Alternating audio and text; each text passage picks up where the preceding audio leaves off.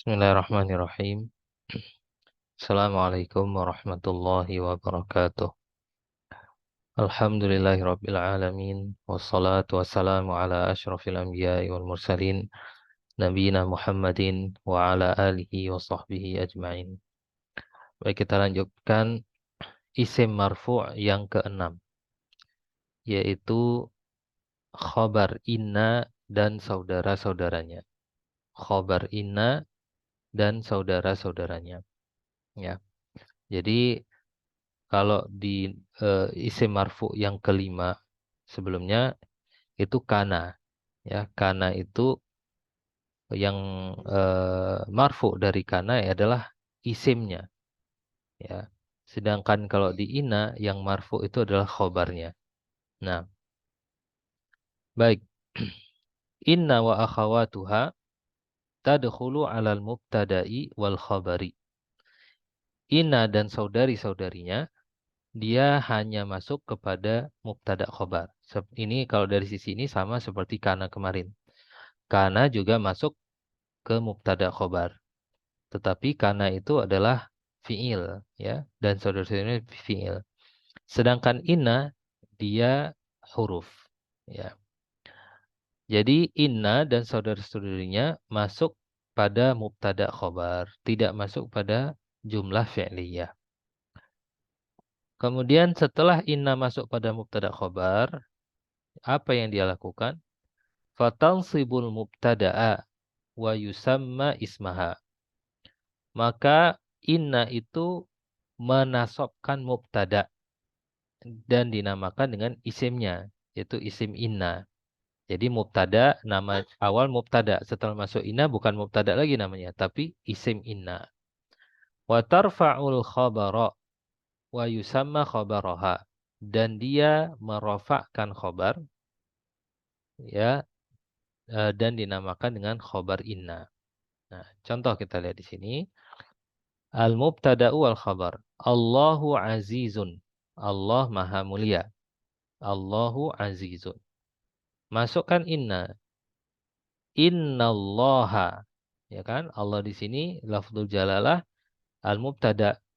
Maka masuk inna dia menasabkan mubtada. Innallaha azizun dan merofakkan khabar.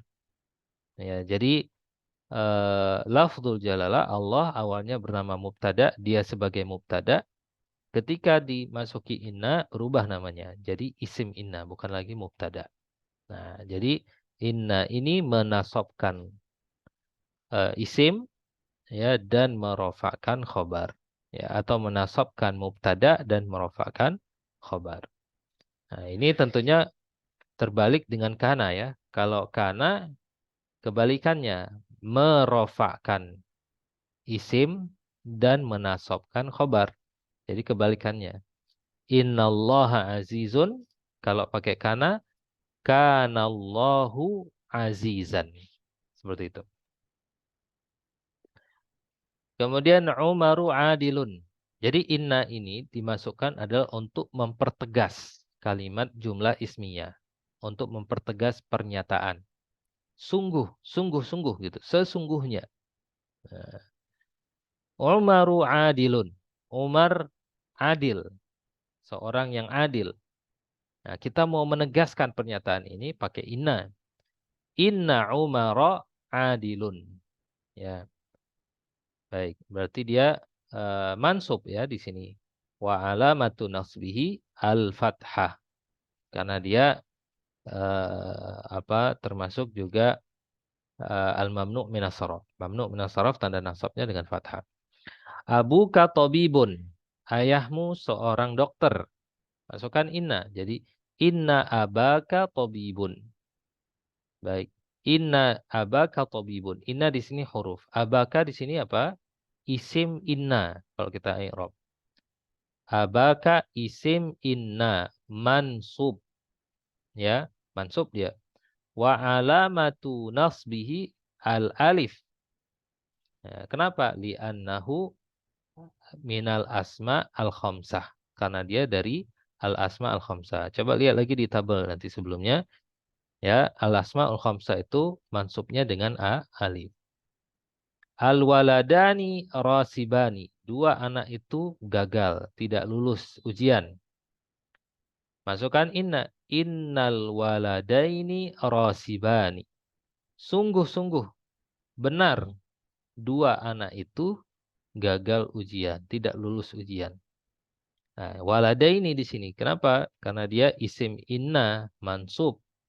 Wa alamatu nasbihi dan tanda nasabnya apa? Al ya. Kenapa? Karena dia li'annahu musanna. Al waladaini isim inna mansub wa alamatu nasbihi al ya li'annahu musanna. Li'annahu musannan. Begitu juga al bintani nasyitatani. Hmm. Jadi innal bintaini nasyitatani. Al-mudarrisuna shaimun. Innal mudarrisina shaimun. Jadi khobarnya tetap rafa di sini, tetap marfu ya. Jadi yang nasab di inna dan saudara-saudaranya adalah isimnya ya atau mubtada ya yang awalnya dinamakan dengan al-mubtada. Akhawatu inna, saudari-saudarinya inna. Apa itu? Ya, anna ya bahwasannya. Nah, kalau inna beda inna sama anna. Kalau inna itu selalu diletakkan di awal kalimat. Atau setelah kata qala yaqulu berkata. Itu inna. Kalau anna diletakkan di tengah-tengah kalimat. Atau setelah fi'il selain qala yaqulu. Itu anna pakai. Misalnya dhanna yadhunnu. Adhunnu annahu gitu. Berarti anna. Kalau bahasa kita diartikan bahwasannya. Inna sesungguhnya. Anna bahwasannya. Wa ka'anna ya sepertinya seakan-akan. Walakinna akan tetapi. Laita ini wa ini cuma tambahan saja ya. Laita seandainya yaitu mengharapkan sesuatu yang tidak mungkin terjadi. Misalnya dalam pepatah Arab dikatakan laita syababa ya'udu yauman saumbi'uhu ma fa'alal masyibu. Laita seandainya masa muda itu bisa kembali dalam sehari saja. Maka aku akan ceritakan kepada dia apa yang dilakukan oleh orang yang sudah tua. Ini kan nggak mungkin masa muda bisa kembali lagi.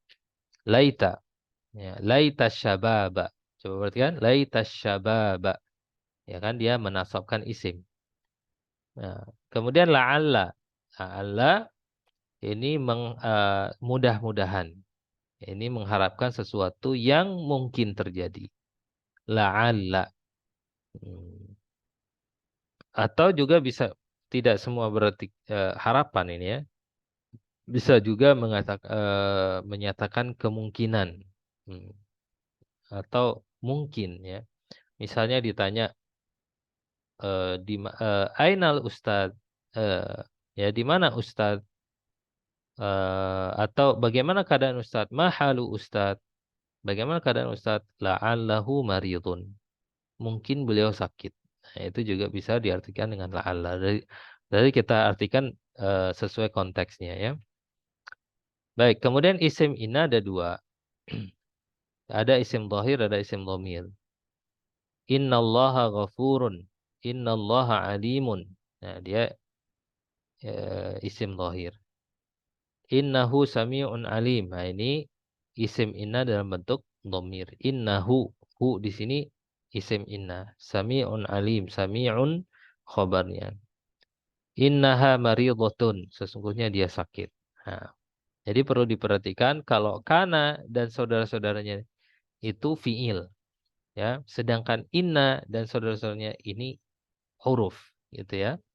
Nah, kalau fiil berarti kan bisa ditasrif. Kana, kanu, kanat, kanata, kunna, kunta, kuntuma, kuntum.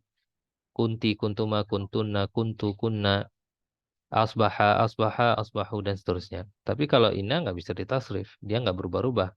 Dia mabni. Ya. Nah, dan juga mabni maksudnya. Baik, at-tamrin latihan adkhil inna fil jumalil atiyah. Masukkan inna pada kalimat-kalimat berikut. Ya. Ini juga harus jeli ya. Kita harus tentukan mana dulu mubtada. Misalnya dikata fihi dha'ifun. Mana mubtada? Ya, kita udah bahas ini dalam pembahasan isim. Ya, bahwasanya di dalam kalimat ini yang jadi mubtada adalah dha'ifun.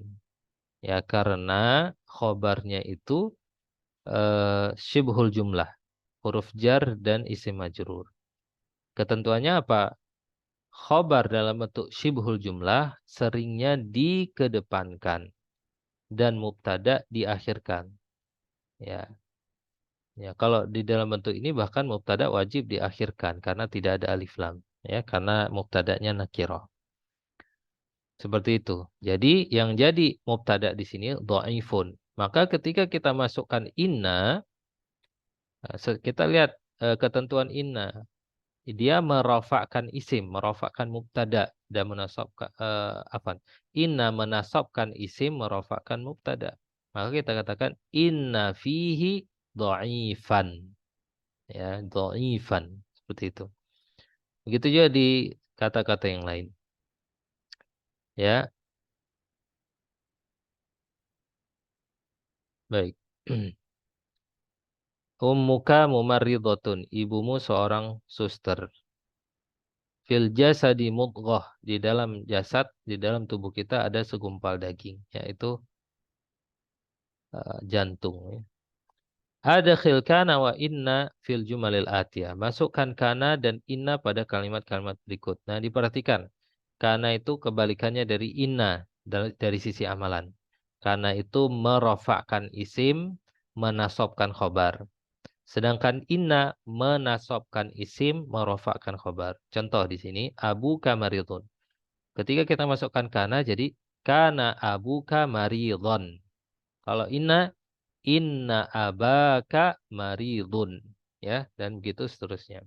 Barakallahu fikum. Subhanakallahumma bihamdika. Asyhadu an la ilaha illa anta astaghfiruka wa atubu ilaik. Assalamualaikum warahmatullahi wabarakatuh.